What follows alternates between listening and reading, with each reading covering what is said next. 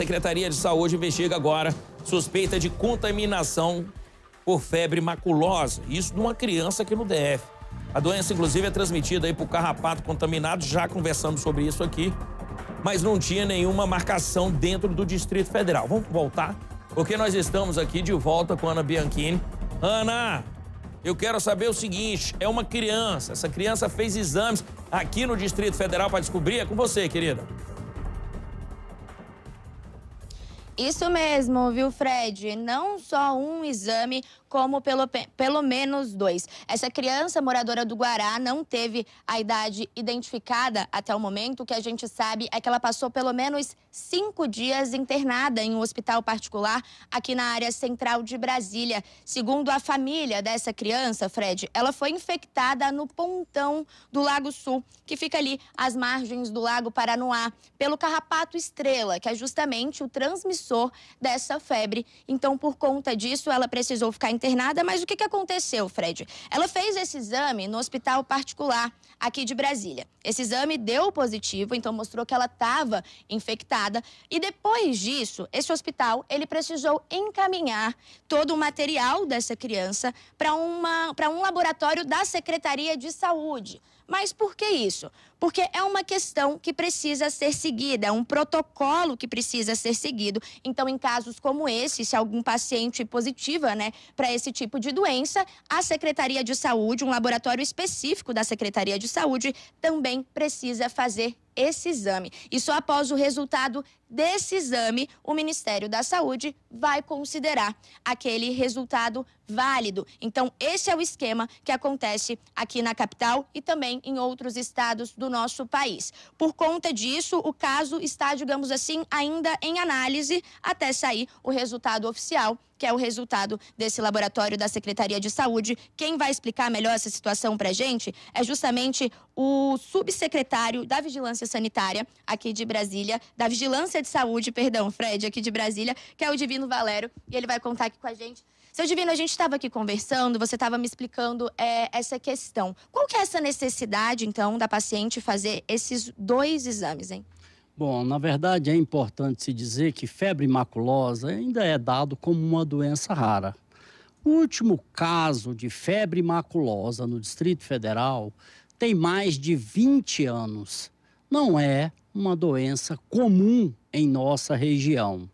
Portanto, para se diagnosticar, identificar um caso de febre maculosa, não é um diagnóstico tão simples assim. Por isso, o Ministério da Saúde costuma homologar, referenciar laboratórios no Brasil inteiro. Aqui no Distrito Federal nós temos o LACEN, como em cada estado tem os seus laboratórios referenciados, que detêm metodologias, reagentes, procedimentos, protocolos, já inclusive homologados pelo Ministério da Saúde para fazer diagnósticos específicos como raiva, Covid, cepas diferenciadas, febres, como é a febre maculosa. Então, esses diagnósticos diferenciais, eles têm que ser validados, confirmados. Este em especial, por exemplo, é um diagnóstico pareado, que ele tem que ser feito mais de uma coleta, inclusive. Por isso, todo este cuidado.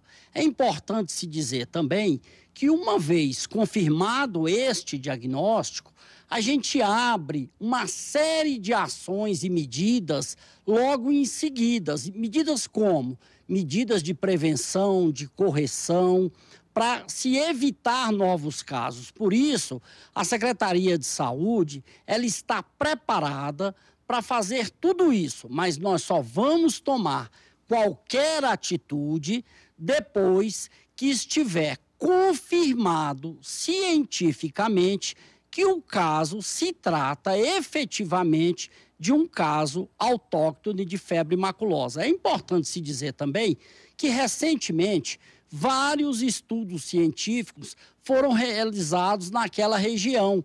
A própria Diretoria de Vigilância Ambiental faz coleta de carrapatos ali na região e até hoje nenhum desses carrapatos foi encontrado com a bactéria ricketts, que é a bactéria que provoca a febre maculosa. Também foi feito um estudo pela Universidade Católica, onde se fez a mesma coleta, não só coletou sangue de capivaras, coletou-se carrapatos, e esse trabalho vem sendo feito ao longo dos últimos anos, e até hoje nós não tivemos nenhum vestígio que indicasse qualquer suspeita sequer para um caso de febre maculosa. Por isso, nós trabalhamos com evidências científicas, com dados comprovados. Então, nós temos que seguir protocolarmente aquilo que é determinado pelo Ministério da Saúde. Portanto, daqui 15 dias, vamos fazer mais uma coleta. Enquanto isso, estamos já fazendo a investigação epidemiológica, a investigação de campo, que é a coleta de mais carrapatos nesta região, e daqui 30 dias nós teremos o resultado finalístico, porque estas amostras seguirão para o laboratório da FUNED, que é em Minas, por ser este o laboratório referendado pelo Ministério da Saúde para dizer se é ou não é febre maculosa. Inclusive, Fred, é obrigação, tá, dos hospitais acionar a vigilância à saúde em casos como esse. Olha só, querida, eu quero saber o seguinte, a gente acabou de ouvir que é numa criança, mas pode dar em qualquer pessoa. Eu quero saber quais são os sintomas. Quais são os sintomas para a gente saber se pode ser ou não a febre maculosa. Subsecretário, o Fred está perguntando quais são os sintomas dessa doença. Eu sei que alguns são bem parecidos com outras doenças comuns que a gente tem por aí, até a febre alta, por exemplo, mas tem algum sintoma específico que a gente pode estar diferenciando a febre maculosa? Quais são os sintomas dessa doença? Geralmente, febre, dor de cabeça, os sintomas são muito parecidos com a maioria dos sintomas. Então, quando a gente fala nessa questão de se fazer uma anamnésia mais profunda e se analisar principalmente o histórico do paciente e se fazer o diagnóstico diferencial, porque é no diagnóstico diferencial laboratorial que nós teremos a confirmação. Não dá para se definir um caso somente pelos sintomas, principalmente porque a maioria dos sintomas nestes casos são muito parecidos. Perfeito. E só para encerrar então, Fred, lembrando que essa doença ela é transmitida pelo carrapato estrela. Aqui no Distrito Federal são pelo menos 2 espécies que podem transmitir essa doença. O efeito aí, né, esses efeitos podem acabar aparecendo como febre, dor de cabeça, os sintomas, até manchas no corpo, dependendo do nível. E também o tratamento é feito com antibiótico. E agora, só para encerrar mesmo, eu vou ler a nota, né, do Pontão, porque a nossa equipe de produção entrou em contato com o Pontão e eles informaram o seguinte, Fred, que semanalmente eles fazem os procedimentos recomendados nas áreas ao ar livre, justamente para eliminar possíveis focos de carrapatos, e que a medida tem apresentado resultados efetivos no combate às pragas naquela região aqui no Distrito Federal.